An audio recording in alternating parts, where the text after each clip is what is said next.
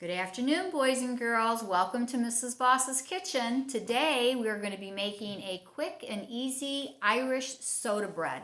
4 ingredients. We have flour, salt, baking powder, and buttermilk. I don't have enough of my store-bought buttermilk, so we're going to make our own today. And you can very easily make your own buttermilk by mixing milk and vinegar or fresh squeezed lemon juice. I've already started it because it needs to sit for about 5 minutes for the milk to curdle. Now, we all know that in cooking, there's reading. We have to read our recipe. There's measuring. That's math. And there's science. And today's science is the buttermilk reaction with the soda. So when you mix the milk and the vinegar, that's going to cause a reaction that's going to sour our milk. But buttermilk in baked goods does something really neat. It turns the dough or the mix from being heavy to light. And when the baking soda in the recipe mixes with the buttermilk, it makes the buttermilk not taste sour in your recipe. The other thing that it does is it causes your baked goods to be light and airy. So I've made this already. I've mixed 1.5 tablespoons with 1.5 cups of milk. If it were 1 cup of milk, it would be 1 tablespoon of vinegar or lemon juice. So I've got that set aside, and we're going to start mixing the rest of our ingredients. I'm going to take 3.5 cups of all-purpose flour. Measure that out. The reason that you see me scooping from one measuring cup into another is I don't want to pack that flour down. I want it to be loose. I've got my handy-dandy leveler there. There's 1.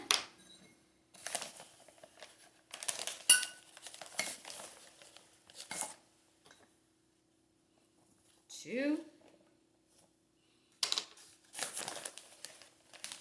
Boy, I might have to think about getting these kind of bags of flour for school. This is so much easier than those little bags that we use, isn't it?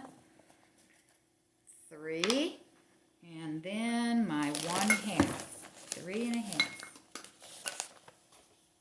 This is a great bread to make for soups, when you're having soups or stew. Mr. Boss and I had it a couple weeks ago for St. Patrick's Day when I made my cornbread dinner, and then we had it with some stew, and it also makes a fantastic toast for breakfast or a snack, of course. 1 or 3/4 teaspoon of salt. 1 teaspoon of baking soda. Make sure you level it off. There we go. And I'm going to whisk that together to get just that baking soda and salt all intermingled with the flour. Now, Mr. Boss, cameraman extraordinaire, we're going to come over to the top of our bowl. What I like to do, boys and girls, to make sure that all of the flour is getting wet is to make some like little divots. Make sure that that milk gets all the way to the bottom. And the rest I'm just going to pour. And I'm not going to pour it all in. We may or may not need it all. So I've left out 1/4 of a cup. I'm just going to mix this. Very important, when you're making bread, you do not want to over mix because it makes your bread tough. All right, we're going to put it all in now. Just get it all nice and wet. And then we're going to turn it out onto our surface here, and I'm just going to use my cutting board here. Don't overmix it. You don't want it to be tough. A lot of times we get in there and we mix and mix and mix, and then the end result is hard bread. Now, if you've got younger brothers or sisters, or older ones, maybe they might want to help. You could divide this up a little bit. Just make sure everybody washes their hands. Remember our hand washing rule. We always wash our hands, which Mrs. Boss did before I came over to the counter. Scrape all of that off with my favorite spatula, which I received from a student, Molly Sosha, in 2011. She made this for me. It says, "I love EDK." And then you're just going to take your hands, get them floured up just a little bit. Now notice I'm not going to be mixing too much. You know what Mrs. Boss should have done first? Here's a little side lesson. I should have floured my hands first. I'll reach in here so I don't make a mess in my flour. And now I'm going to go back and flour my hands.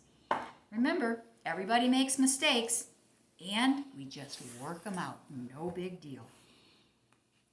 All right. Our dough has all come together, and this is what we wanted. We wanted our dough to all come together. Boy, I made a mess, didn't I? Goodness gracious, Mrs. Boss. Alrighty. Here we go. No fussing, just working it out. All right. So pat that up. I'm going to take a quick trip to the sink.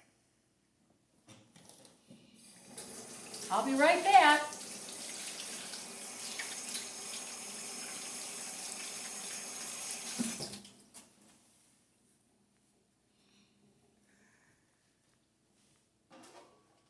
I've got a baking sheet, and I'm just going to put just a little bit of spray right in the middle where I'm going to put my bread.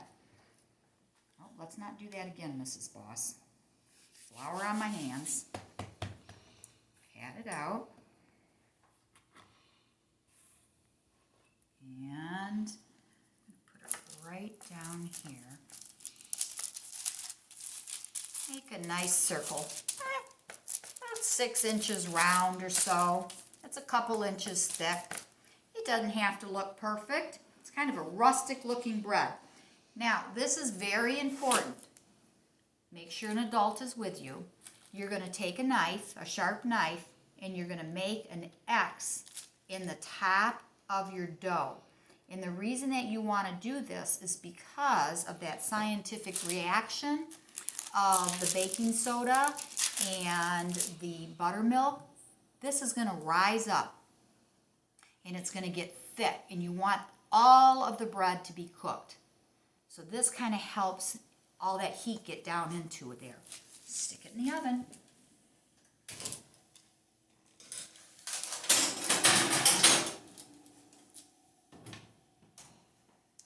And set the timer for the oven is set at 425. Check your oven. It might be a little warm, so you don't want it to be too hot. Just double check it. And I am going to set this. The recipe calls for 35 minutes. I'm going to put it in for 30, and then I'll check it. Now, just a little note. When you check food that you're baking, you don't want to keep opening your oven door. You just want to turn the light on and take a look. That way you're not letting the heat escape.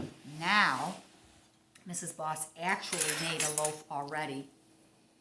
I made one for Mr. Boss and I, and the one in the oven is going to be for our daughter. Get out my bread knife. Whoop. Look at the difference. See how it raised up? Right in there. Oh, look at that. This bread is so good, and it tastes delicious with butter. Everything's better with butter. I'm going to take a little taste right now.